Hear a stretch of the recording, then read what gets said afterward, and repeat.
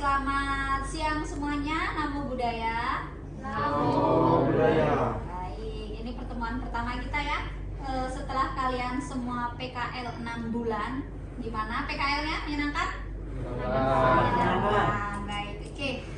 Sebelum kita mulai pelajaran hari ini, kita berdoa terlebih dahulu. Silakan bersikap anjali. Kita akan bersama-sama membacakan nama Karagata. Arahang sama sambuddho bhagava Buddhang bhagavantang abiwademi Swakato bhagavata Dhammo dhammang namasami Supatipano bhagavato sawaka sanggo sanghang namami. Sabesata bawantu sukitata, semoga semua makhluk hidup berbahagia. Sadu, sadu, sadu. Oke, baik. Kita akan lanjutkan dengan duduk hening untuk melatih konsentrasi kita. Silakan duduk dengan sikap yang baik, punggungnya ditegakkan, letakkan tangan di atas pangkuan, kemudian kondisikan pikiran dan tubuh kita untuk melaksanakan meditasi atau duduk hening. Ibu akan bantu dengan suara chant of metta. Duduk hening, kita mulai.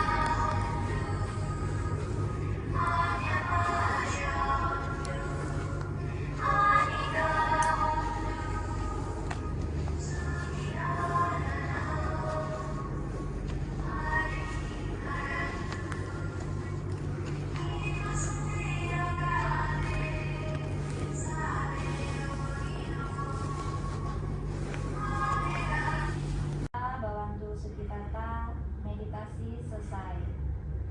Sadu, sadu, sadu. Baik, setelah kita melakukan duduk hening, aku akan mengabsen kalian terlebih dahulu. Baik, dimulai dari kelas 12 AKL. Baik, hari ini kemarin kita hujan deras 2 hari, bahkan 2 hari kita pulang. Ada yang kehujanan pulangnya dari sekolah? Hujanan? Aduh, sakit nggak kan? Jangan-jangan ini Valen sama Nelson sakit gara-gara kehujanan ya. Kalian lewat itu air raya Jerambang? Ya, bagaimana kondisinya kemarin pas hujan deras? Meluap ya? Iya, sungai air raya meluap. Kira-kira kenapa sih? Hah? Arus deras. Kalau arus deras saja hujan, arus deras, kalau misalnya sungainya lancar, tidak ada masalah, kira-kira banjir nggak? Meluap nggak kira-kira? Tidak ya. Hari ini kita akan membahas tentang problematika sosial, ada kaitannya dengan banjir, tapi ya mungkin di air raya kita tidak sebut banjir, hanya genangan air atau air meluap. Tapi ini nanti ada hubungannya dengan materi yang akan kita bahas ya. Nah, hari ini kita akan belajar tentang problematika kehidupan manusia atau problematika kehidupan sosial, yang nanti ketika kita bisa belajar ini, setelah kita belajar ini, kita bisa mencari solusi atau menemukan solusi dari permasalahan yang ada. Kemudian nanti di akhir pelajaran Ibu juga akan melakukan penilaian ya, Hendra ya. akan melakukan penilaian terhadap sikap kamu, terhadap keterampilan kamu, dan pengetahuan kamu tentang problematika sosial. Nanti sikap yang ibu nilai ketika kamu melaksanakan mungkin bisa diskusi atau pekerjaan mandiri, sikap sosial kamu, apakah kamu menghargai pendapat teman, apakah kamu menghargai, peduli dengan pendapat yang berbeda dan sebagainya, itu nanti yang akan dinilai. Oke, kita akan masuk ke materi. Nanti ibu akan tunjukkan sebuah materi dan sebuah video, nanti kita analisis bersama. Ibu tampilkan materi tentang problematika kehidupan. Jadi ini materi kelas 12 untuk semester 2 ya. Nah, di materi ini apa sih yang mau kita bahas? Kita mau membahas tentang kita menganalisis problematika sosial ditinjau dari agama Buddha gitu. Seperti yang terlihat di sini adalah gambar tentang apa tuh? Gambar ibu-ibu nih, gambarnya nih. Gambar kehidupan kemiskinan ya, kemiskinan. Mungkin di Belitung kalian pernah lihat situasi rumah, kondisi rumah seperti ini?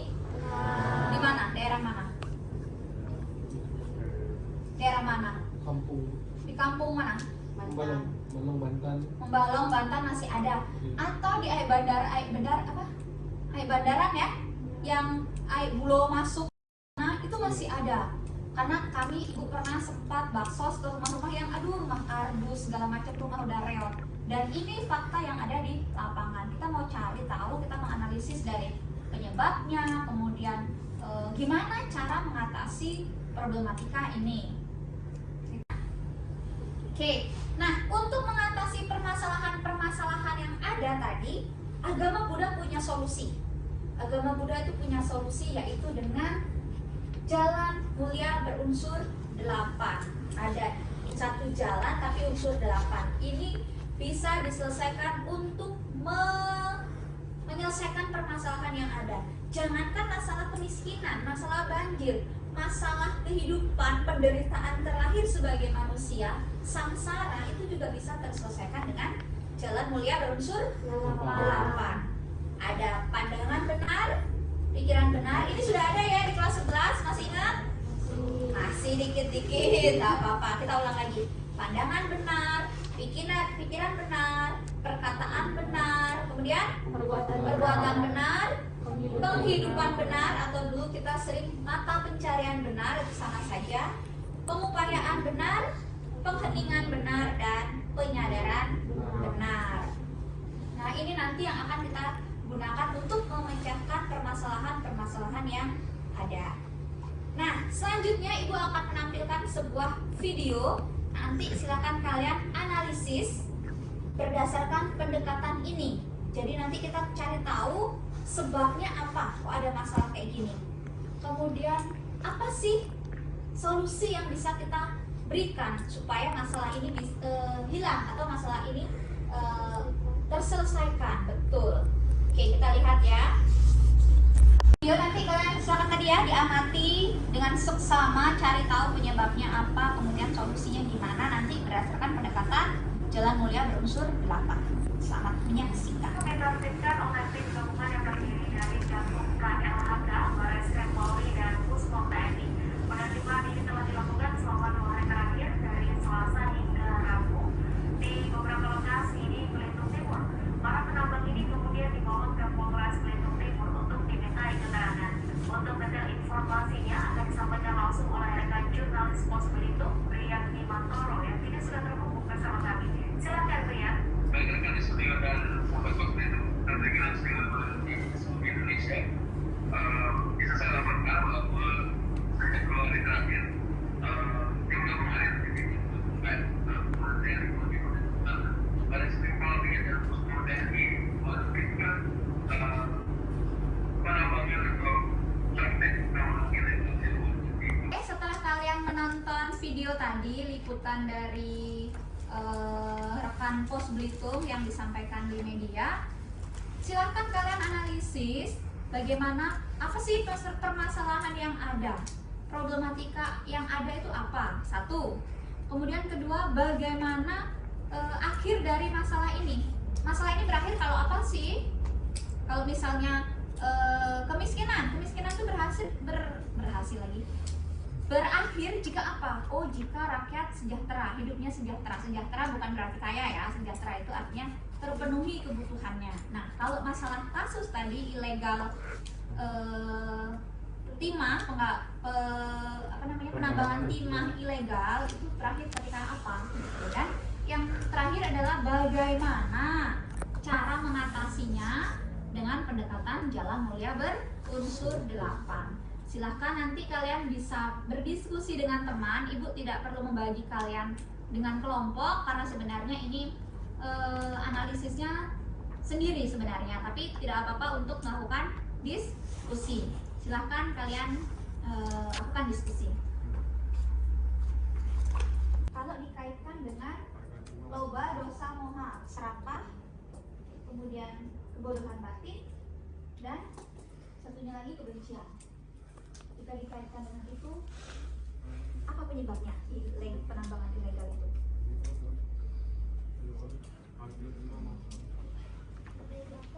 Penyebabnya apa?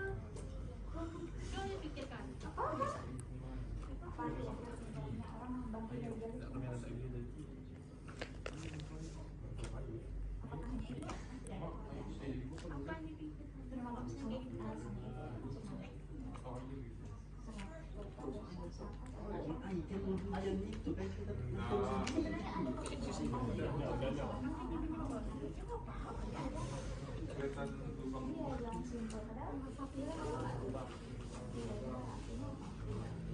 nanti kalau ilegal sebabnya tadi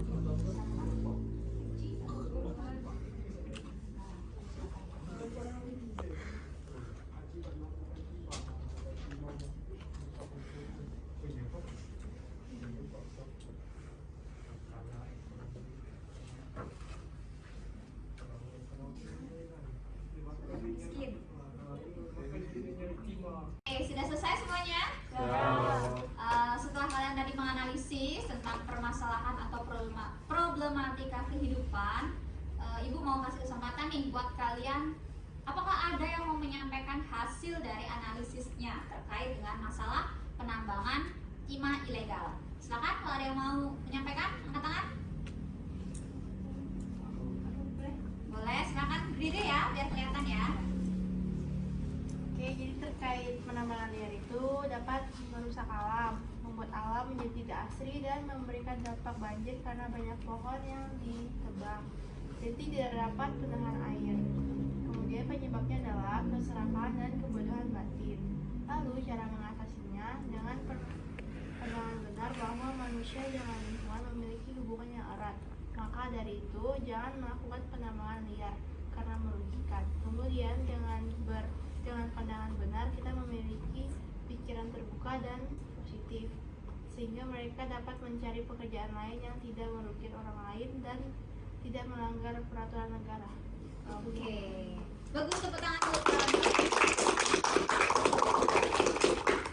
Kurang lebih seperti itu ya. Punya kalian juga kurang lebih sama kan ya tentang analisisnya, bahwa penambangan timah ilegal itu kurang lebih penyebabnya keserakahan dan kebodohan. Serakah di sini karena mereka ingin mencari uang dengan cara yang cepat, dengan hasil yang banyak, karena kita tahu timah itu cukup mahal, ya kan? Tanpa mempertimbangkan, nah ini masuk ke kebodohan batin, tanpa mempertimbangkan dampak dari penambangan timah ilegal tadi. Dampaknya kita tahu ada banjir, kemudian sisa dari penambangan timah itu nggak bisa dimanfaatkan lagi, kemudian merusak lingkungan dan sebagainya. Dan mereka juga tentu melanggar aturan negara, melanggar peraturan. Ini juga tentunya merugikan negara. Seperti yang tadi disampaikan oleh Marcella, caranya gimana? Pertama, memiliki pandangan yang benar. Tadi benar jawabannya. Bagus analisisnya ya. Tepuk tangan sekali lagi untuk Marcella. Oke, demikian pembelajaran kita hari ini. Jadi selanjutnya nanti Ibu akan memberikan kalian lembar tugas, silahkan nanti dikerjakan ya.